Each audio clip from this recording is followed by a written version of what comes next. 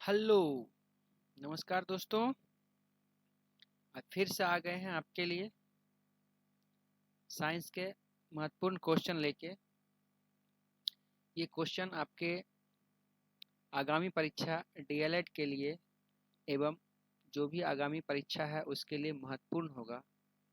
तो आपसे क्वेश्चन शुरू करने से पहले एक रिक्वेस्ट है, यदि आप चैनल पे नए हैं तो आप चैनल को सब्सक्राइब करें, वीडियो को लाइक करें और अपने दोस्तों में शेयर करें। तो चलते हैं आपके क्वेश्चन पे, ठीक है।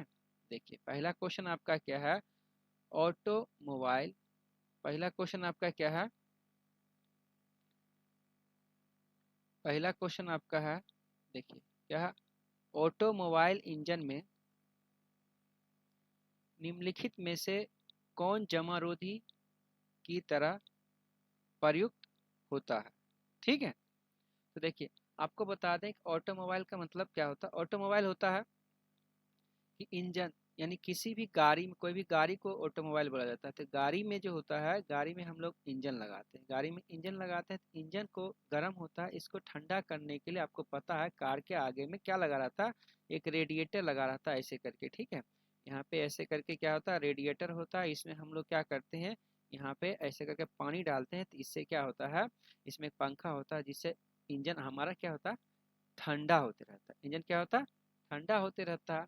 अब सोचिए, अब आप गाड़ी लेके कहाँ गए हैं, जम्मू कश्मीर। जम्मू कश्मीर में ठंडी होता है, जम्मू कश्मीर जब ठंडा होता है तो पानी जम जाएगा। तो इसी इसी के लिए हमको क्वेश्चन बोला गया है कि जब वहाँ जाएंगे तो हम पानी की जगह पे क्या यूज करेंगे, तो पानी डालेंगे तो जम जाएगा। तो इसलिए पानी की जगह पर जो हम यूज करेंगे वो क्या यूज करेंगे, मेथेनॉल। ऑप्शन नंबर सी इस सवाल का आंसर होगा, ये मेथेनॉल वहाँ पे नहीं जमेगा। ठीक है, चलिए चलते हैं अगले क्वेश्चन पे। अगला क्वेश्चन आपका क्या है, देखिए अगला क्वेश्चन है क्वेश्चन नंबर 2। प्रतिजन, एंटीजन एक तत्व है। देखिए एंटीजन तत्व है, एंटीजन आपने सुना होगा आपके बॉडी में होता है, ब्लड में एंटीजन और एंटीबॉडी। ठीक है, एंटीजन और एंटीबॉडी क्या होता है, ब्लड में होता है। जब ब्लड का पढ़िएगा, ब्लड ग्रुप के बारे में, उसके अंदर सब चीज पढ़िएगा तब आपको अच्छी तरह से पता चलेगा। ठीक है, तो इसका मेन काम ऑप्शन नंबर क्या है, शरीर के तापक्रम को कम करना। एंटीजन ऐसा कुछ नहीं करता। हानिकारक जीवाणुओं को नष्ट करना। देखिए हानिकारक जीवाणुओं को कौन नष्ट करता है, एंटीबॉडी जो होता है वो करता है। ठीक है, चयापच, चयापच क्या लिखा हुआ, चयापच को प्रेरित करता है।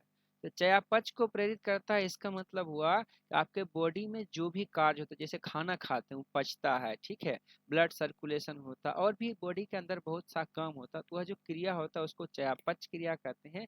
और इसको प्रेरित कौन करता है, एंटीजन। इस सवाल का आंसर क्या हो जाएगा आपका, चयापच क्रिया, ऑप्शन नंबर सी। ठीक है, चलते हैं अगले सवाल पे। अगला सवाल क्या है, मोतीझरा टाइफाइड में शरीर का कौन सा अंग प्रभावित होता है। ठीक है, आपको देखिए टाइफाइड, टाइफाइड एक बीमारी का नाम है, ठीक है, जिसको हिंदी में मोतीझरा कहते हैं, इसलिए देखिए इंग्लिश लिखा हुआ। ठीक है, तो इसमें क्या होता है, उधर उधर का मतलब होता है आपका पेट, ब्रिक का मतलब किडनी, फेफड़ा तो आप समझते हैं आंत। ठीक है, तो टाइफाइड जो होता है, मोतीझरा रोग से प्रभावित अंग जो होता है वह आपका होता है आंत। क्या होता है, इंस्टेटाइन आंत। ठीक है, चलते हैं अगले सवाल पे, समझ गए। अगला सवाल देखिए क्वेश्चन नंबर 4 क्या बोलता है, बोल रहा 0 डिग्री C ताप पर निम्नलिखित में से किसकी वर्ग माध्य चाल सबसे अधिक होती है। ठीक है, देखिए इसमें दिया हुआ है, यानी कि वर्ग माध्य चाल क्या होता है, कि जैसे कि कोई भी ऑक्सीजन है, हाइड्रोजन है, नाइट्रोजन है, इस सब में क्या होता है, इसका एक केमिकल जैसा होता है बात। ठीक है, केमिकल प्रॉपर्टी होता है। तो वर्ग ऑक्सीजन, हाइड्रोजन, इसे 0 डिग्री तापमान पर ले जाते हैं, इसका कुछ प्रॉपर्टी होता है, तो उसमें ज्ञात क्या होगा, वर्ग माध्यचाल इसका क्या होता है, सबसे अधिक इनमें से किसका होता है, सबसे अधिक किसका होता है, हाइड्रोजन का, ऑप्शन नंबर बी। ठीक है, चलिए समझ गए हैं। अगर आप लोग को क्वेश्चन अच्छा लग रहा है तो कृपया लाइक करें और अपने दोस्तों में शेयर करें। चलिए क्वेश्चन नंबर देखते हैं 5। वह ताप जिसके नीचे दाब बढ़ाकर गैस को द्रवीभूत किया जा सकता है। देखिए आपको बता दें, जैसे गैस क्या होता है आपके घर में, क्या होता है एलपीजी। एलपीजी आपके सिलेंडर में रहता है। सिलेंडर को आप देखिएगा हिला के, सिलेंडर को हिलाए जैसे लगेगा कि इसमें पानी है, तेल है, ऐसा लिक्विड जैसा आपको द्रव जैसा दिखेगा।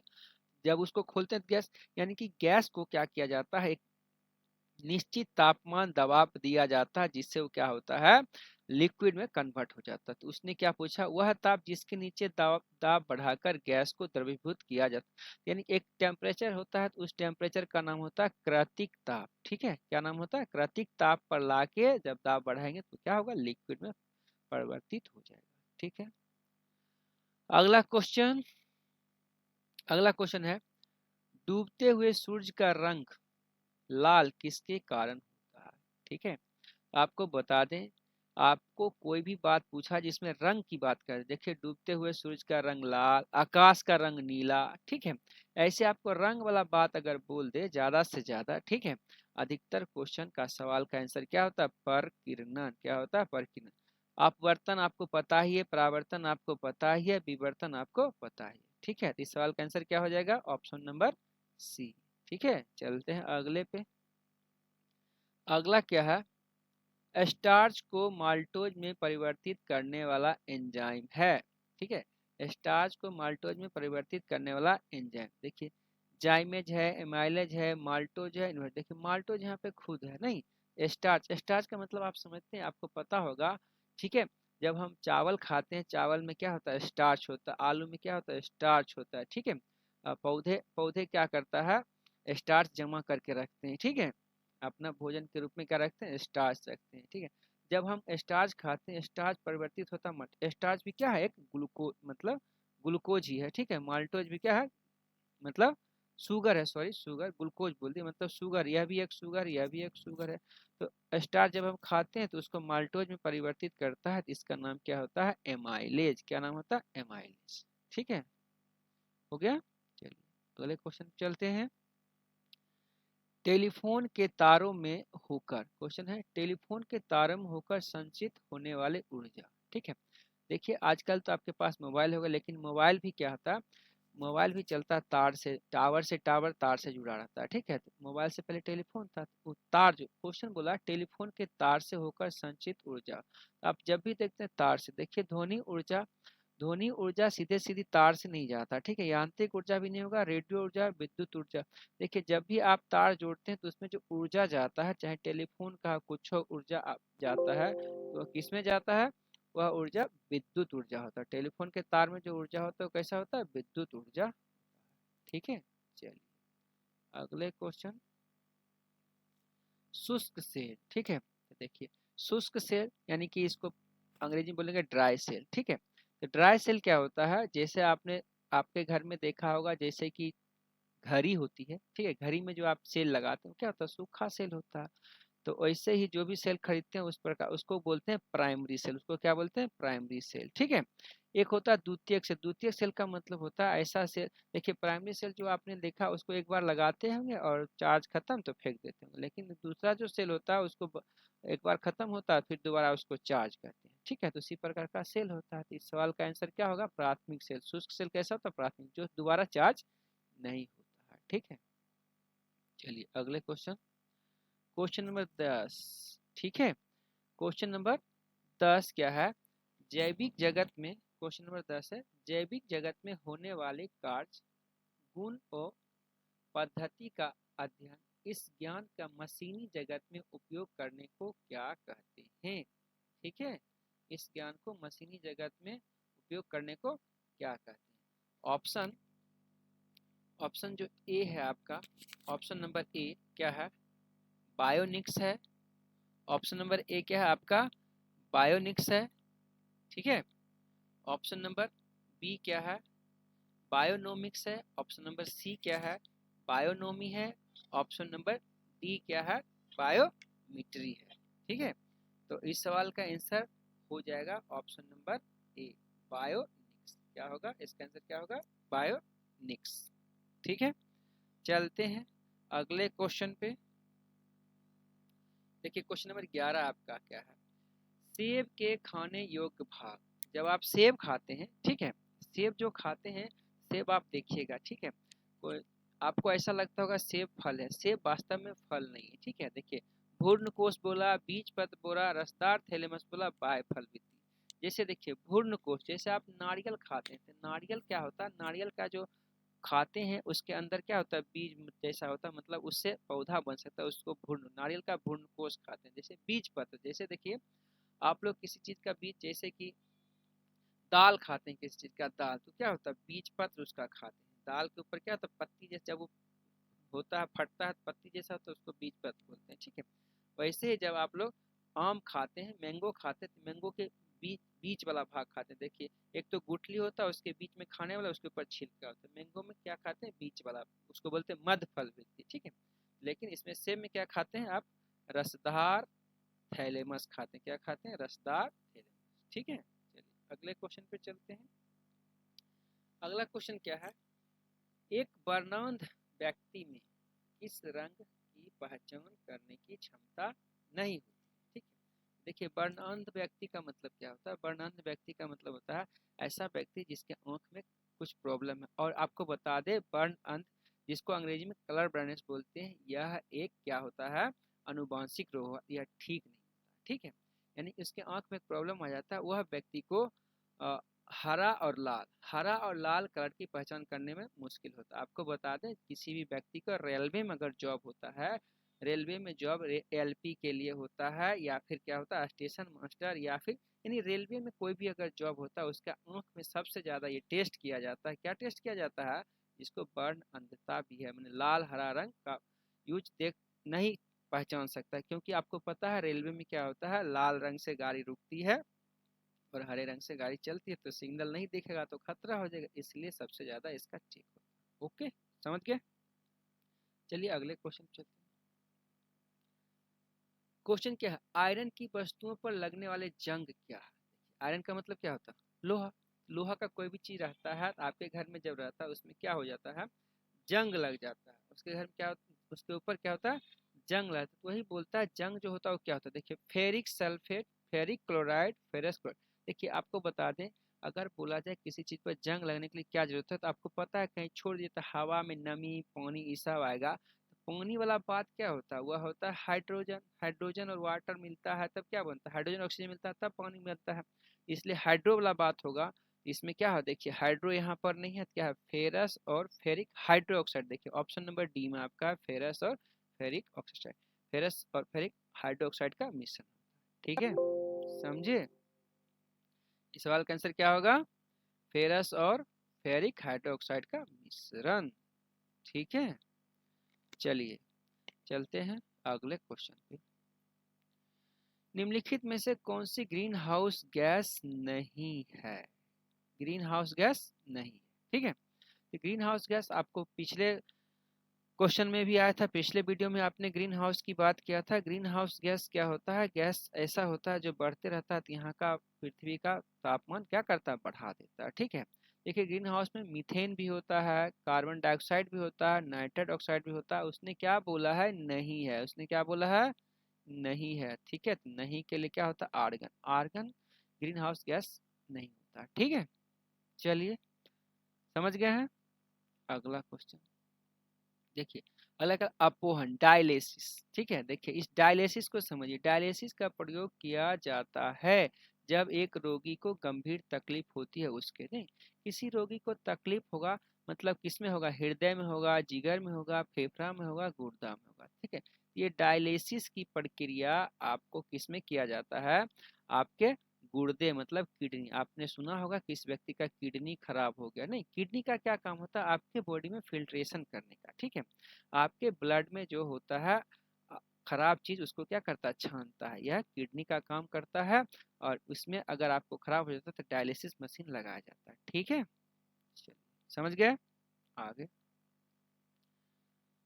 भोजन से हमें ऊर्जा मिलती है, भोजन से हमें ऊर्जा मिलती है निम्नलिखित प्रक्रिया से, नहीं। देखिए जब आप भोजन खाते हैं, जब खाना खाते हैं, खाना आपके बॉडी में जाके पचता है, स्वांगीकरण, स्वांगीकरण का मतलब होता है निगलना, ठीक है। श्वसन, श्वसन का मतलब सांस, उत्सर्जन, उत्सर्जन आपके बॉडी से कुछ ना कुछ निकलता है, जैसे आप यूरिन करते हैं, ठीक है, तो वो हुआ उत्सर्जन, ठीक है। तो आपको ऊर्जा मिलती है। देखिए खाना खा के पचने से आपको ऊर्जा नहीं मिलेगा, क्यों, पचने का मतलब क्या होता है? पचने का मतलब होता है भोजन का छोटे छोटे टुकड़ों में टूटना। सिर्फ टूटेगा तो नहीं काम चलेगा, टूटने किसी एनर्जी आपको चाहिए। जैसे आप खाना बनाते हैं घर में, खाना बनाने की एनर्जी चाहिए तो उसके लिए क्या करते हैं? ईंधन को जलाना पड़ता है। इसीलिए हम लोग जब खाना खाते हैं, समझ लीजिए सिंपल भाषा में, उसको जलना चाहिए तो इसके लिए, जलने के लिए क्या चाहिए? ऑक्सीजन। ऑक्सीजन कहाँ से मिलेगा आपके बॉडी में? शोषण कीजिएगा। यानी कि ऊर्जा प्राप्त होने के लिए शोषण जरूरी है। जब शोषण नहीं होगा तो ऊर्जा नहीं होगा, ठीक है। पाचन हो जाएगा, ऊर्जा नहीं मिलेगा, क्या होगा? शोषण जब तक नहीं होगा आपके बॉडी में ऊर्जा नहीं मिलेगा। इस सवाल का आंसर क्या हुआ? शोषण। ठीक है, चलते हैं अगले सवाल पे। चलिए ध्यान दीजिए, क्वेश्चन नंबर 17 क्या? टीवी सेट को चलाने के लिए टीवी रिमोट कंट्रोल यूनिट में किसका प्रयोग किया जाता है? तो ध्यान दीजिए, आपको बहुत बार पढ़ाया गया होगा, ठीक है। देखिए, टीवी जो आप चलाते हैं, टीवी में रिमोट होता है, रिमोट को दबाते हैं तो रिमोट से क्या होता है? टीवी चलता है। तो उसमें क्या होता है? प्रकाश तरंग। तो उसमें प्रकाश निकलता नहीं, आपने नहीं देखा होगा, प्रकाश नहीं निकलता। ध्वनि तरंग, उससे आवाज भी नहीं निकलता है, ठीक है। रेडियो तरंग, रेडियो तरंग आप देख भी नहीं सकते हैं, ठीक है। तो सूक्ष्म तरंग, ठीक है, आपके उसमें क्या निकलता है? सूक्ष्म तरंग आपको निकलता है, ठीक है। तो इस सवाल का आंसर क्या हो जाएगा? ऑप्शन नंबर सी, ठीक है। अगला क्वेश्चन क्या बोलता है? जीवित कोशिका के किस भाग में क्रेब चक्र का कार्य करता है? ठीक है, जीवित कोशिका के किस भाग में क्रेब चक्र कार्य करता है? ठीक है, क्रेब चक्र का मतलब वही जो आपने क्या देखा? श्वसन होता है, ठीक है। तो श्वसन जो होता है एक प्रक्रिया, वहां पे एक क्रेब चक्र वाला काम होता है, ठीक है। तो आपका इस किस में होगा? जिसमें क्या होता? ऊर्जा का प्रोडक्शन होगा, ठीक है, ऊर्जा बनेगा, एटीपी में ऊर्जा बनेगा। तो ये क्लोरोप्लास्ट, ल्यूकोप्लास्ट, न्यूक्लियोप्लास्ट इस सब में नहीं होता। ये कहाँ होता है? माइटोकॉन्ड्रियल मैट्रिक्स में होता है। किसमें होता है? माइटोकॉन्ड्रियल मैट्रिक्स में। ओके, चलते हैं अगले क्वेश्चन पे। अगला क्वेश्चन नंबर 19 है, निम्नलिखित में से कौन सी ताजे पानी की मछली है? निम्नलिखित में से कौन सी ताजे पानी की मछली है? ठीक है, तो देखिए, आप देख रहे होंगे, नॉर्मल सी बात है, पोम्फ्रेट यह भी मछली है, ठीक है। सार्डाइन यह भी मछली है। सालमन यह भी मछली है। नॉर्मल से देखिए, आप अपने आसपास पास में खरीदते होंगे मछली, रोहू। तो रोहू मछली कहाँ से आता है? ताजे पानी से आता है। मतलब कि ऐसा पानी, मछली अलग अलग होते हैं, तो जो जैसे समुद्र में जो मछली होगा उसको बोलते हैं ताजा पानी, नहीं वो हुआ खारा पानी। इसलिए ताजा पानी मतलब नॉर्मल वाटर जो हम लोग पी सकते हैं, जैसे तालाब, नदी से मीठा पानी जो होता है उसमें होता है, तो ये मछली रोहू होगा। ऑप्शन नंबर क्या हो जाएगा? बी। चलते हैं अगले सवाल पे। चलिए, सवाल नंबर 20 देखिए क्या बोल रहा है। सवाल नंबर 20, ट्रांसफार्मर की क्रोड किसकी बनी होती है? ठीक है, आपने ट्रांसफार्मर देखा है? देखिए, नहीं देखे, ध्यान से देखिए, आपके गांव में पास पड़ोस में क्या होगा? बिजली का तार जो आता है वहां पर कहीं पे देखिए एक जगह ट्रांसफार्मर लगा होता। ट्रांसफार्मर सिर्फ वहीं भी नहीं लगाता, आपका जो कोई रेडियो होता है, टेप रिकॉर्डर होता है, या कोई टीवी होता है, उसमें भी बीच में ट्रांसफार्मर। जब आप देखिएगा, आपने बहुत लोग देखे होंगे, उसको खोलिएगा तो ऐसे करके पीस बना रहता है, और इसके अंदर पूरा सा ऐसे ऐसे करके क्या रहता है? ये लोहा टाइप का रहता है, इसके अंदर ऐसे करके तार तार लपेटा रहता है, ठीक है। ऐसे करके क्या बनता है? ट्रांसफार्मर। यही जो बगल बगल जो दिए हैं प्लेट टाइप का, ये प्लेट बोलता है ट्रांसफार्मर की क्रोड किसकी बनी होती है। देखिए, इस्पात, तांबा, एल्यूमिनियम इसका नहीं होता। जब भी आप देखिएगा तो किसका होता है? लोहा का होता है। खाली लोहा इसका जवाब नहीं होगा, मृदु लोहा, ठीक है। मृदु का मतलब नरम लोहा, नरम लोहा का बना होता है। क्या होगा इस सवाल का आंसर? इस सवाल का आंसर हो जाएगा ऑप्शन नंबर ए, ठीक है। चलिए अगले सवाल पे चलते हैं। निम्नलिखित में से किस विटामिन को कोबाल्ट होता है? किस विटामिन कोबाल्ट? निम्नलिखित में से किस विटामिन में कोबाल्ट होता है? तो कोबाल्ट आपको पता है, देखिए क्या दिया? Option A B1, B2, vitamin B, ठीक है, और B12, ठीक है। तो खाली विटामिन बी, ऐसा कोई विटामिन ही नहीं होता, इस आंसर नहीं होगा। B1 क्या होता है? थायमिन, इसका नाम आप लोग को पता है, आपको याद करना चाहिए। B1 थायमिन होता है, B2 राइबोफ्लाविन, B3 क्या होता है? नियासिन होता है, यही सब होता है। जो B12 होता है, इसमें क्या होता है? कोबाल्ट होता है। इस सवाल का आंसर क्या होगा? B12 कोबाल्ट, ठीक है। और आपको बता दें, B12 का जब रासायनिक नाम होता है साइने कोबालामीन होता है, ठीक है। तो आप लोग पूरा अच्छी तरह से बी ग्रुप देख लीजिएगा। आपको पता होना चाहिए जो ए होता है, ठीक है, विटामिन ए होता है, विटामिन सी होता है, विटामिन डी होता है, विटामिन ई होता है और विटामिन के होता है, ठीक है। तो विटामिन के भी होता है। ए का रासायनिक नाम क्या है? रेटिनॉल, ठीक है। सी का रासायनिक नाम क्या है? Ascorbic acid.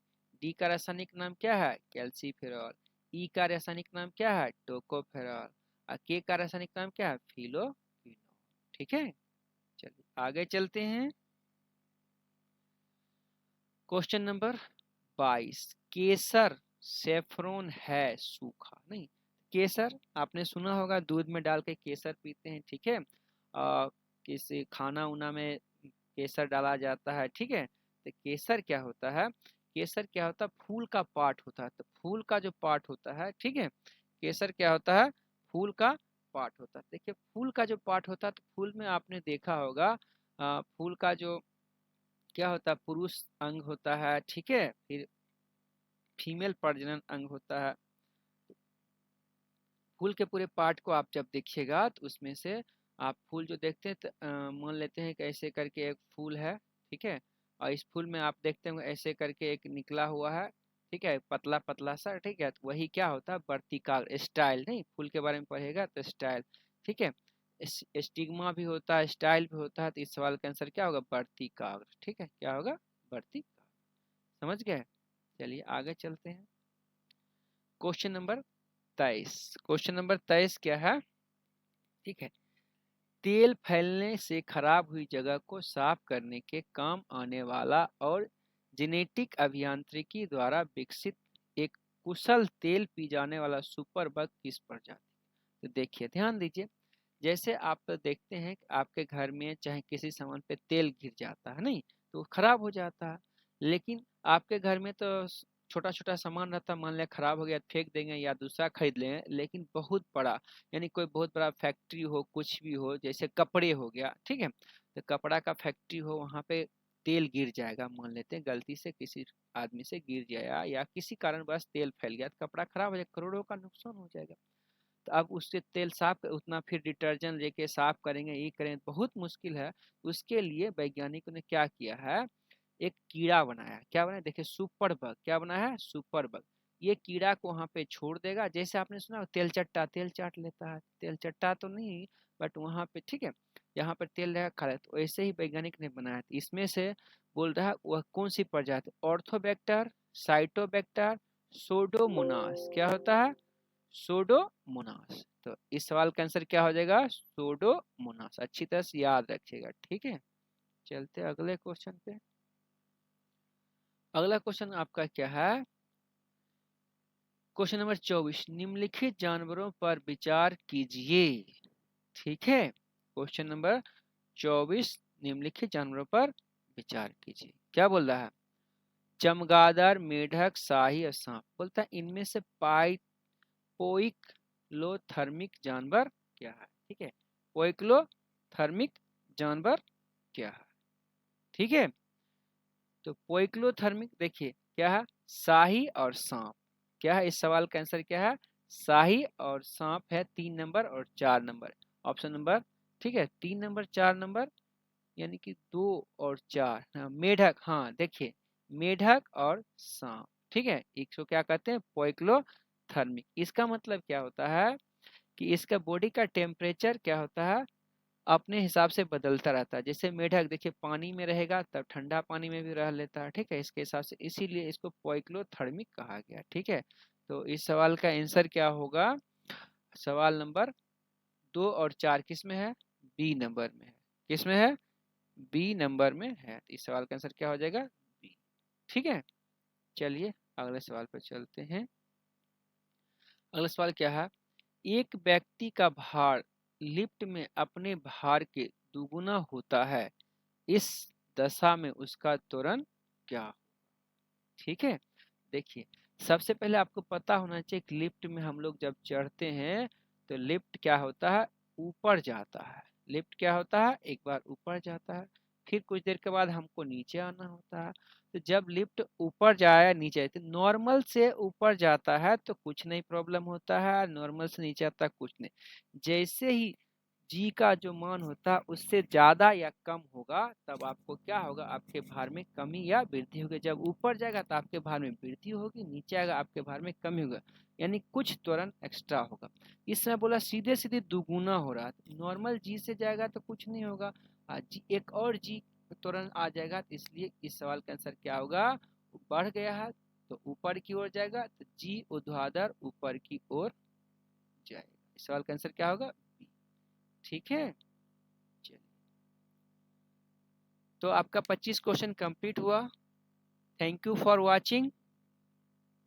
तो आपको पता है आपको क्या करना है, कृपया लाइक कीजिए और अपने दोस्तों में शेयर कीजिए। Thank you, bye bye, have a nice day.